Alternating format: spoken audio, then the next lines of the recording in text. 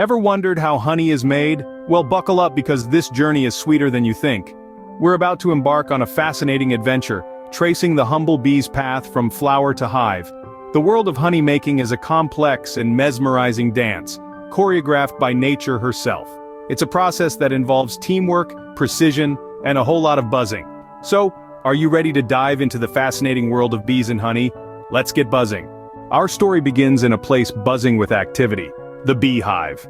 Imagine a city, teeming with life, but this city is not made of concrete and steel. It's constructed from wax, meticulously shaped by the tireless worker bees. Picture thousands of hexagonal cells, each one a tiny room for honey storage or a nursery for the next generation. This is the marvel of engineering that is a beehive. Now let's meet the residents of this buzzing metropolis. There are three main types of bees in a hive: the worker bees, the drones, and the queen bee. Each plays a pivotal role in the functioning of the hive. Worker bees are the labor force of the hive, and they are all females. These industrious ladies are responsible for almost everything that goes on, from cleaning and maintaining the hive, feeding the larvae, guarding the entrance, to venturing out to collect nectar and pollen. They're the backbone of the hive, always on the clock, keeping the hive humming along. Next, we have the drones. Their primary role? To mate with a queen. They're the only males in the hive and, well, they live a life of luxury until mating season comes along. Once they've fulfilled their duty, they're no longer needed, and are, quite literally, kicked out of the hive.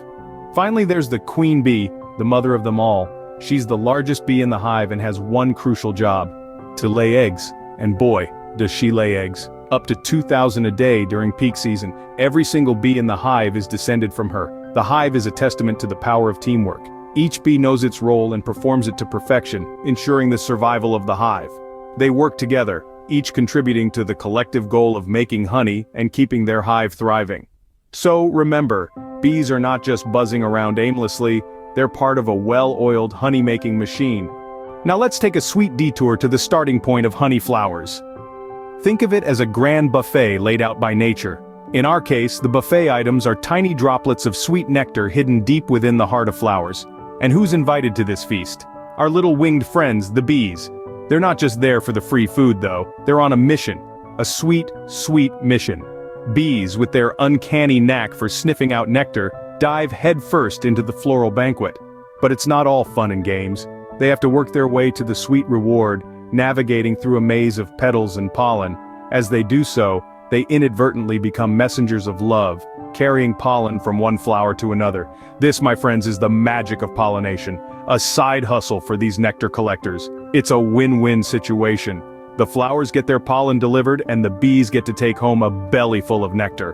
But the nectar isn't just a sweet treat for these hardworking bees, it's the raw material for that golden elixir we all love, honey. The bees, laden with nectar, make their way back to the hive, ready to embark on the next stage of their honey-making journey.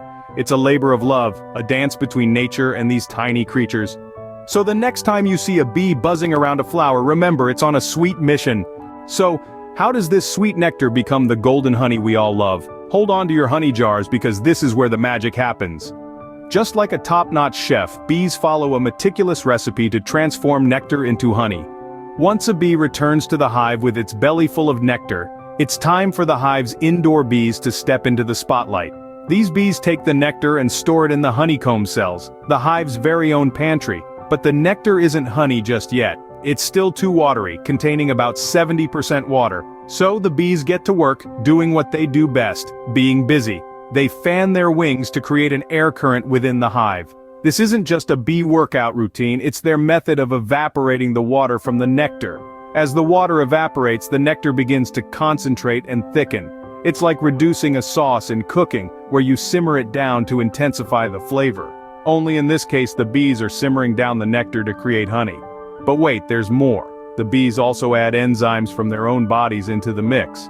These enzymes break down complex sugars in the nectar into simpler ones, making it easier for us to digest. This process, known as inversion, also helps to give honey its long shelf life. Once the nectar has been reduced to less than 20% water, it's finally honey. The bees then seal the honeycomb cell with a wax cap, preserving the honey for later use. It's their very own canned goods section. Remember, each tiny cell of honey represents the life's work of 12 bees, and a single jar of honey requires the efforts of thousands of bees visiting millions of flowers. So next time you spread honey on your toast, or stir it into your tea, take a moment to appreciate the industrious little creatures who made it. And voila!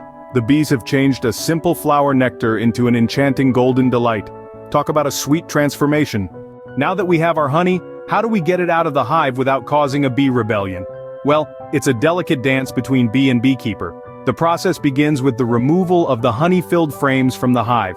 Remember, it's essential to leave enough honey for the bees' own needs. We don't want to be bee party poopers. Next comes the uncapping stage, where the wax seal on each honeycomb cell is carefully removed. It's like opening 1,000 tiny pots of gold, each brimming with sweet sticky goodness. Then it's time for the frames to take a spin in the honey extractor, a device that uses centrifugal force to pull the honey out of the cells. It's a bit like a merry-go-round for honey, just hold on tight. Finally, the honey is strained to remove any bits of wax and then bottled, ready for your breakfast toast. And there you have it, honey, nature's sweet gift, brought to you by the tireless efforts of our buzzing friends, the bees.